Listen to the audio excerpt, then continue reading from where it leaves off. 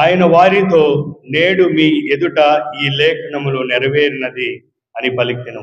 పితా పుత్ర పవిత్రాత్మ నామమున. Praise the lord, praise the lord, praise praise praise the Lord. తండ్రి వందనం, తండ్రి స్తోత్రం, తండ్రి ఆరాధన, తండ్రి మహిమ. Hallelujah, hallelujah. Praise praise praise the Lord. యేసు రాజా వందనం, యేసు రాజా స్తోత్రం, యేసు రాజా ఆరాధన, యేసు రాజా మహిమ.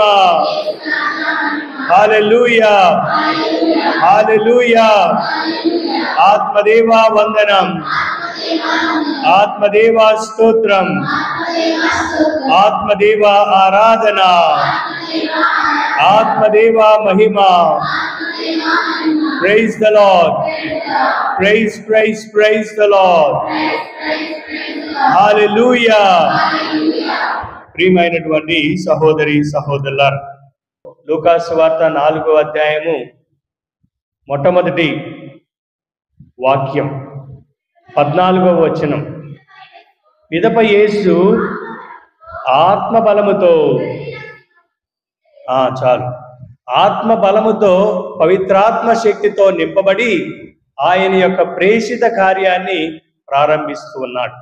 మొట్టమొదటిది పవిత్రాత్మ చేత నింపబడటం అంటే దాని యొక్క అర్థం ఏమిటో ఈరోజు ప్రత్యేకంగా మనము ధ్యానించుకుందాం. పవిత్రాత్మ శక్తితో నింపబడినటువంటి అనేకమైనటువంటి పవిత్రమైనటువంటి వ్యక్తులు క్రీస్తు ప్రభుకి ఏ విధంగా సాక్ష్యంగా ఉన్నారో మనం తెలుసుకుందాం.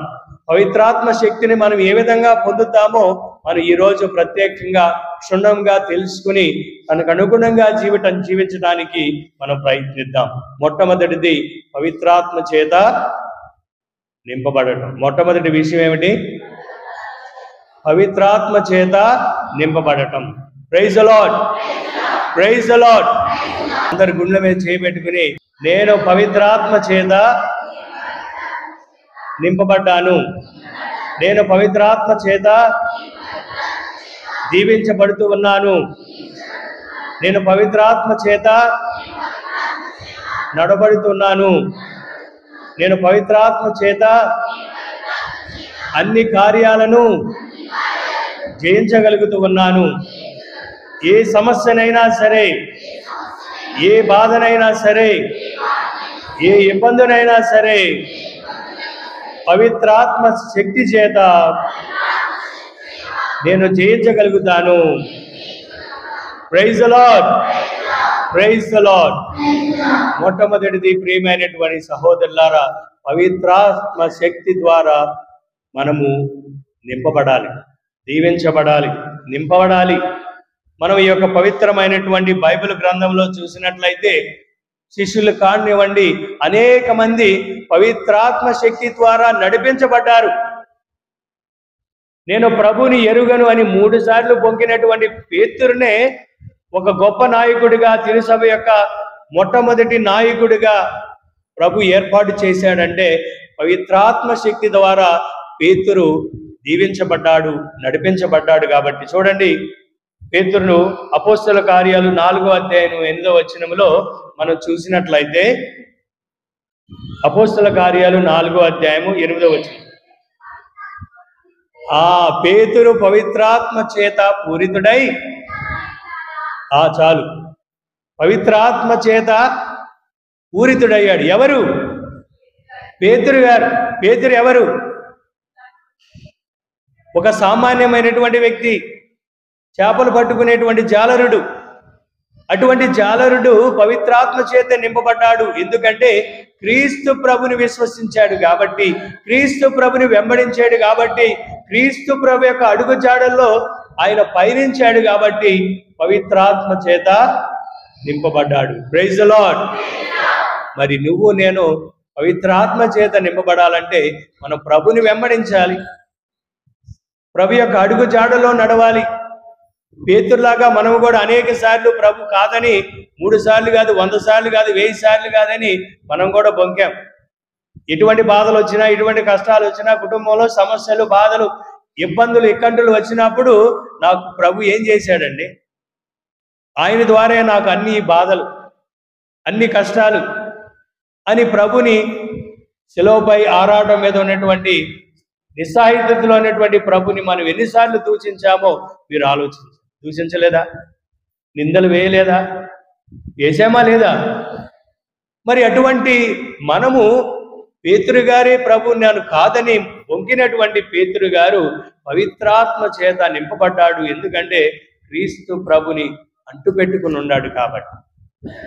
రెండవది, పునీత పౌలు గారు అపోస్తుల కార్యాలు 13వ అధ్యాయము 9వ వచనంలో, అపోస్తుల కార్యాలు 13వ అధ్యాయం 9వ వచనం, అప్పుడు పౌలు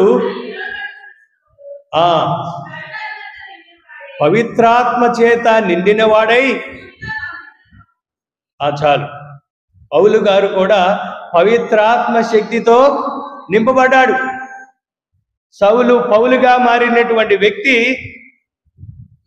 మొట్టమొదటి కథోలిక సంఘాన్ని, మొట్టమొదటి క్రీస్తు సంఘాన్ని నాశనం చేయాలి, వారిని అట్టడుగున ధ్వంసం చేయాలి అని ఆలోచనతో వెళ్ళినటువంటి ఈ సౌలు గారు దమస్కస్ అనేటువంటి ప్రాంతంలో ఏ విధంగా పునరుత్థానమైనటువంటి క్రీస్తు ప్రభు ఒక వెలుగు ద్వారా ఆయనను ప్రకాశింపజేసి ఏ విధంగా పవిత్రాత్మ శక్తిని పొంది ఈనాడు పవిత్రులలో అనేకమైనటువంటి సంఘాలను నిర్మించినటువంటి గొప్ప పునీతుడు పునీత పౌలు గారు.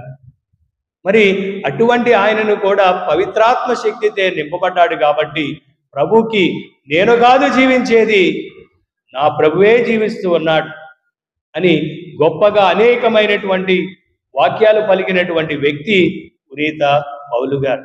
ఆయన దీవించబడ్డాడు, పవిత్రాత్మ శక్తి చేత ఆయన నింపబడ్డాడు. అలాగా మనం చెప్పుకుని పోతే చాలా మంది. అదేవిధంగా మొట్టమొదటి మరణాన్ని, ప్రేషిత మరణాన్ని అనుభవించినటువంటి వ్యక్తి స్టెఫాను గారు. ఆయన కూడా పవిత్రాత్మ చేత నింపబడ్డాడు. అపోస్తుల కార్యాలు 7వ అధ్యాయము 55వ వచనంలో చూసినట్లయితే, ఆయనను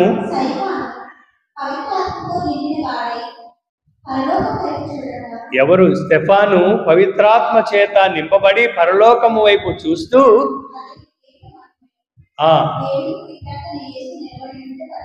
యేసు పరలోకమున ఉండటైను ఆయన గమనించాడు. Praise the lord, praise the lord.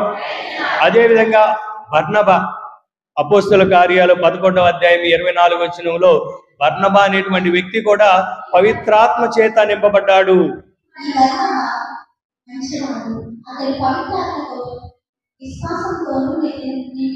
Praise the lord.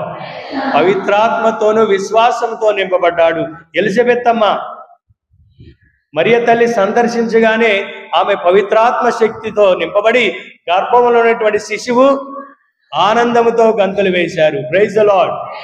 అదేవిధంగా జకరియా పవిత్రాత్మ శక్తితో నింపబడ్డాడు. లూకాసు వార్త 1వ అధ్యాయము 67వ వచనంలో జకరియా పవిత్రాత్మ చేత నింపబడ్డాడు.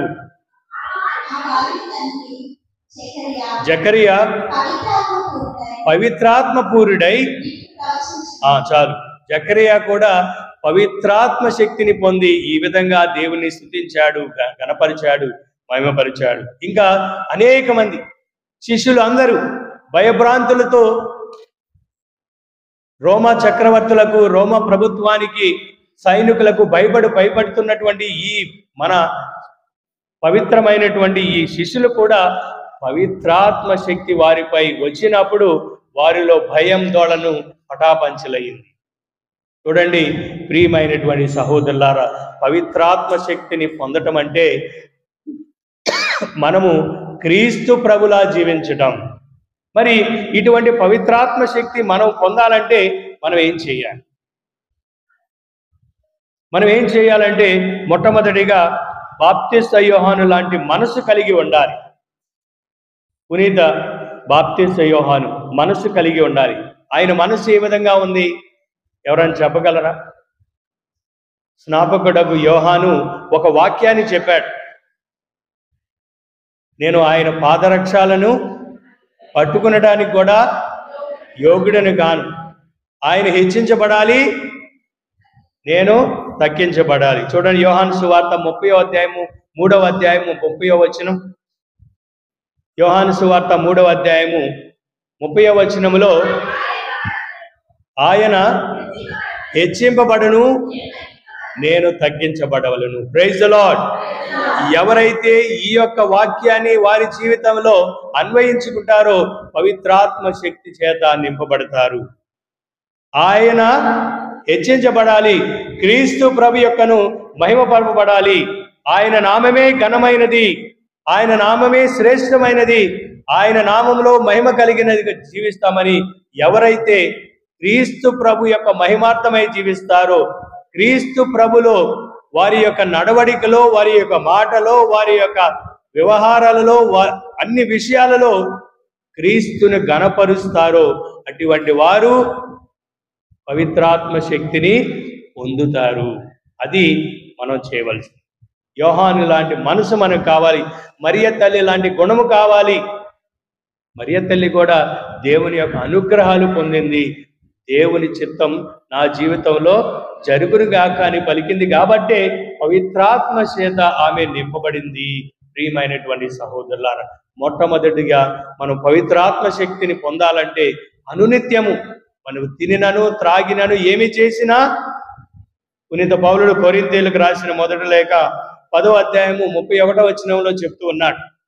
పునీత పౌలుడు కొరింథీయులకు రాసిన మొదటి లేఖ 10వ అధ్యాయం 31వ వచనం, నువ్వు తినినను త్రాగినను ఏమి చేసినను దానినంతటిని దేవుని మహిమ కొరకై చేయవలెను. Praise the lord. మనము తినినను తాగినను ఏమి చేసినా దేవుని మహిమార్థమై చేయటమే దేవుని యొక్క అనుగ్రహాలు, దేవుని యొక్క పవిత్రాత్మ శక్తి మనం పొందుతాం. దేవుని మహిమార్థమై దేవుడు చేసినటువంటి మేలు ఒకరితో ఒకరు పంచుకోండి, అనునిత్యము స్తుతించండి, ఆరాధించండి. నువ్వు పవిత్రాత్మ శక్తితో నింపబడతావు. రెండవది, పునీత పౌలుడు లాంటి మనస్తత్వం ఉండాలి. పునీత పౌలుడు ఏం చెప్తున్నాడంటే గలతీయులకు రాసిన లేఖ 2వ అధ్యాయము 20వ వచనములో, పునీత పౌలుడు గలతీయులకు రాసిన లేఖ 2వ అధ్యాయము 20వ వచనం, కనుక ఇక జీవించుచున్నను నేను కాదు, క్రీస్తు నాయందే జీవించుచున్నాడు. Praise the lord. మనం జీవించినది మనము కాదు, క్రీస్తే. నా నడవడికలో, నా మాటలో, నా చూపులో, నేను చేసే ప్రతి ఒక్క విషయాలలో దేవుడే జీవిస్తూ ఉన్నాడు, క్రీస్తే నాలో జీవిస్తున్నటువంటి మనస్తత్వాన్ని మనం కలిగి ఉంటే, ప్రియతమ సహోదరి సహోదరులారా, పవిత్రాత్మ మనపై దిగి వస్తూ ఉంది. దేవునిలా మారాలి, దేవునిలా మనము చూడాలి, ఆలోచించాలి, ఇతరులతో మనము మన జీవితాన్ని, విశ్వాసాన్ని పంచుకోవాలి. మూడవది, మన క్రొత్త జీవితాన్ని జీవించాలి. మనం తిరిగి జన్మించాలి. అందుకనే యోహాను సువార్త 3వ అధ్యాయము 3వ వచనములో, యోహాను సువార్త 3వ అధ్యాయం, యేసు అందుకు అతనితో, మనుష్యుడు నూతనముగా జన్మించినే తప్ప దేవుని రాజ్యములో చూడజాలడని నేను నీతో నిశ్చయముగా చెబుతున్నాను. చూడండి, మనము తిరిగి జన్మించాలి. నూతనంగా తిరిగి జన్మించడం అంటే మన పాత జీవితం, స్వార్థపూరితమైనటువంటి జీవితం, అసూయపరమైనటువంటి జీవితం, ఇంకా అనేకమైనటువంటి విధాలుగా సైతాను యొక్క ప్రలోభాలలో జీవిస్తున్నటువంటి జీవితాన్ని స్వస్తి చెప్పి నూతనమైనటువంటి జీవితం, క్రీస్తు ప్రభు యొక్క బాటలో జీవించే జీవితాన్ని జీవించినప్పుడు, కొత్త జీవితంలో జీవించినప్పుడు మనం పవిత్రాత్మను పొందుతామని దేవుని వాక్యం చెప్తుంది. అదేవిధంగా పునీత పౌలుడు కొరింథీయులకు రాసిన 2వ లేఖ 5వ అధ్యాయము 17వ వచనములో, ఎవడైనను క్రీస్తునందు ఉండిన ఎడల అతడు నూతన సృష్టియే. Praise the lord. క్రీస్తు ప్రభులో మనం ఉన్నట్లయితే, క్రీస్తు ప్రభు జీవితాన్ని మనం జీవించినట్లయితే, క్రీస్తులాగా మనము చూసినట్లయితే, క్రీస్తులాగా మన యొక్క నడవడికను, మన యొక్క ప్రవర్తనను, మన యొక్క అన్ని విషయాలను దేవునిలాగా మనం మలుచుకున్నట్లయితే మనం క్రీస్తులాగా జీవిస్తామని దేవుని యొక్క వాక్యం చెప్తుంది. అటువంటి వారు పవిత్రాత్మ శక్తిని పొందుతారు. మరి నేను క్రీస్తులాగా జీవిస్తున్నాను. క్రీస్తులాగా జీవించాలంటే నేను క్రీస్తులాగా జీవించాలని దేవుని వాక్యం చెప్తాను. మరి ఈ పవిత్రాత్మ శక్తి నేను పొందాలంటే, పవిత్రాత్మ శక్తిని పొందినటువంటి నేను ఏ విధంగా జీవించాలో ఈరోజు ప్రత్యేకంగా మనం ధ్యానించాం. బాప్తిస్మ యోహాను మనసును మనకు కావాలి. పునీత పౌలు గారి యొక్క ఆశయాలు, కోరికలు, జీవించిన జీవిత విధానం మనలో అలవాటు చేసుకోవాలి. అప్పుడే మనం పవిత్రాత్మ శక్తితో నింపబడతాం. Praise the lord, praise the lord.